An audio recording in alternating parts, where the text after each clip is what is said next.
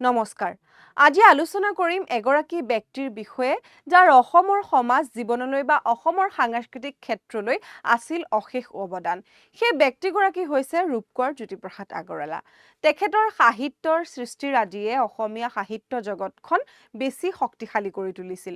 তেখেতৰ অৱদানে বা তেখেতৰ গীত মাতে মানুহক ব্ৰিটিছ বিৰোধী আন্দোলনত যোগদান কৰিবলৈ অনুপ্ৰাণিত কৰিছিল। আৰু সেয়েহে আজি আমি তেখেতৰ বিষয়ে কিছু তথ্য বা তেখেতক ভালকৈ জানিবলৈ চেষ্টা কৰিম। ৰূপকোঁৱৰ জ্যোতিপ্ৰসাদ আগৰৱালাৰ কথা ক'বলৈ গ'লে তেখেতক আমি বোলছবিৰ জনক বুলি কওঁ, হয়নে?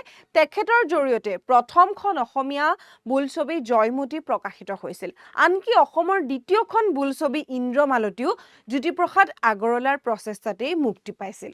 জ্যোতিপ্ৰসাদ আগৰৱালাৰ বহুখিনি সাহিত্যিক অৱদানো আছে আৰু তেখেতৰ যদি আমি চাওঁ সাহিত্যিক অৱদানৰ ক্ষেত্ৰত সুনীত কুঁৱৰী, কাৰেঙৰ লিগিৰি, ৰূপালীম, লভিতা এইসমূহ আছিল তেখেতৰ কেইখনমান উল্লেখযোগ্য নাটক। সেই সময়ৰ ভাৰতৰ স্বাধীনতা আন্দোলনৰ পটভূমিত এই লেখনিসমূহ বা এই নাটসমূহ ৰচনা কৰা হৈছিলে, য'ত আমি দেশপ্ৰেমৰ চানেকি দেখিবলৈ পাওঁ।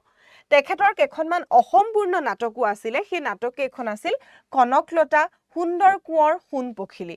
আৰু তেখেতে যি জয়মতী বোলছবি পৰিচালনা কৰিছিল, সেই ছবিখন ৰসৰাজ লক্ষ্মীনাথ বেজবৰুৱাৰ জয়মতী কুঁৱৰী নামৰ নাটকখনৰ আধাৰত প্ৰস্তুত কৰা হৈছিল বুলি জানিব পৰা যায়।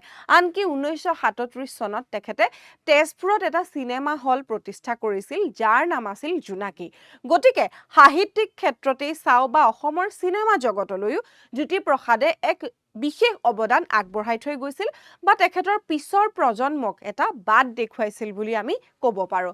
তেখেতৰ নামত ভাৰত চৰকাৰে ডাক টিকটো প্ৰচলন কৰিছিল আৰু তেখেতক এই ডাক টিকটটো 2004 চনৰ 17 জুনত অৰ্থাৎ যিটো দিন আমি শিল্পী দিৱস হিচাপে পালন কৰোঁ, সেই দিনটোতেই এই ডাক টিকটটো ইছ্যু কৰা হৈছিলে।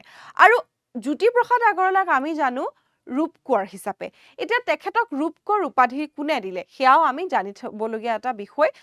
তেখেতক বকুল বনৰ কবি আনন্দ চন্দ্ৰ আগৰৱালাই 1938 চনত এই ৰূপকোঁৱৰ উপাধিটো প্ৰদান কৰিছিল।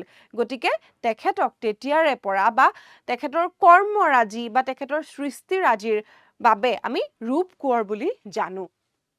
আৰু তেখেতৰ মৃত্যু 1951 চনৰ 17 জানুৱাৰীত তেজপুৰত হয়।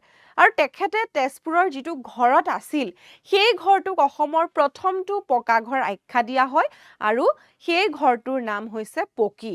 বহু লোকে বৰ্তমান সেই ঘৰটো চাবলৈ যায়।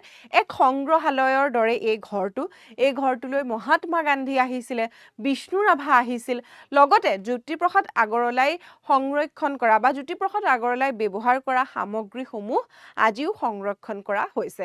গতিকে তেখেতক অধিক ভালকৈ জানিব বিচৰাসকলে এই পকীলৈ এবাৰ গৈ চাব পাৰে।